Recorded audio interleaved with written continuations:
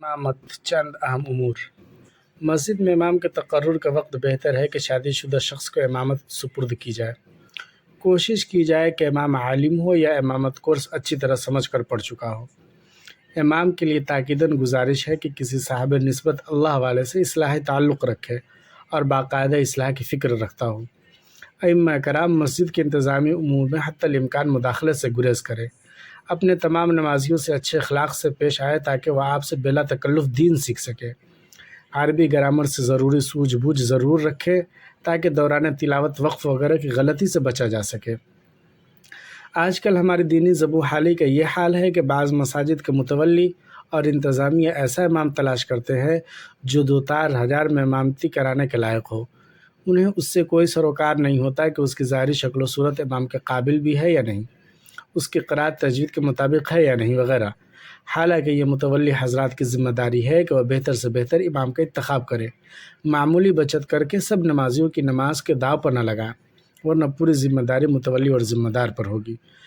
کاش علماء کرام اور ارباب مدارس امامت کورس کو طرف متوجہ ہوں اور ہر مساجد میں ائمہ کرام ہوں جو متعلقہ ضروری مسائل سے واقف ہوں۔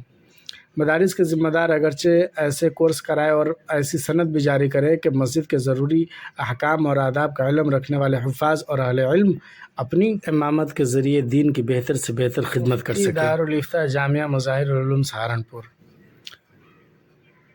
نماز کا درجہ دین و شریعت میں وہی ہے جو سر کا درجہ جسم میں ہے۔ ایمان کے بعد حقوق اللہ میں سب سے اہم نماز ہے۔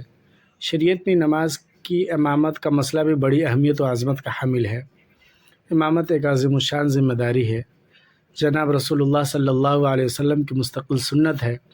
آپ صلی اللہ علیہ وسلم تا وقت رحلت اس پر مواظبت فرمائی ہیں، اور آپ صلی اللہ علیہ وسلم کے بعد آپ کے خلفاء راشدین اور دیگر صحابہ کرام رضوان اللہ علیہم اجمعین اور اساتین امت سے امامت کے جلیل القدر منصب اور اہم ذمہ داری کو نبھانا اور پابندی کرنا ثابت ہے کہ کسی مسجد میں امامت اور خطابت کے منصب پر فائز ہونا جہاں ایک بڑی سعادت کی بات ہے، دوسری طرف بڑی ذمہ داری اور مسئولیت کا مقام بھی ہے۔ چنانچہ حدیث پاک میں آتا ہے، حضرت عبداللہ بن عمر رضی اللہ عنہ سے روایت ہے، رسول اللہ صلی اللہ علیہ وسلم نے فرمایا، جو شخص جماعت کی امامت کرے اس کو چاہیے کہ اللہ سے ڈرے اور یقین رکھے کہ وہ مقتدیوں کی نماز کا بھی ضامن یعنی ذمہ دار ہے، اور اس سے اس ذمہ داری کے بارے میں بھی سوال ہوگا۔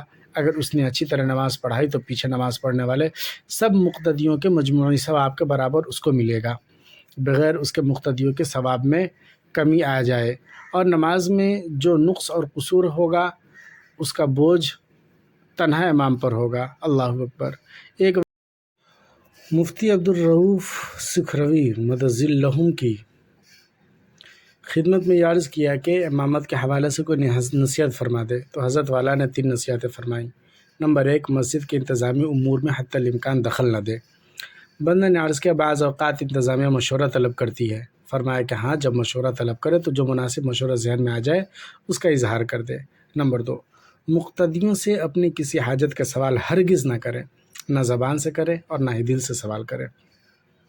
نمبر 3، آپ جتنا اپنے نمازیوں سے اچھے اخلاق سے پیش آئیں گے، آپ سے نمازی آپ سے اتنا ہی دین سیکھیں گے۔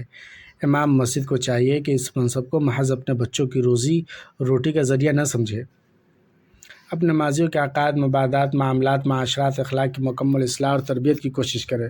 ہفتہ میں 3 دن درس قرآن کریم، 2 دن درس حدیث شریف اور 1 دن وضو، غسل، نماز وغیرہ کا مسنون طریقہ اور دیگر ضروری مسائل کے سکھانے کے لیے مقرر کرے، اور خود مطالعہ اور محنت سے کام لے، اور کبھی کوئی مسئلہ غلط بیان نہ کرے۔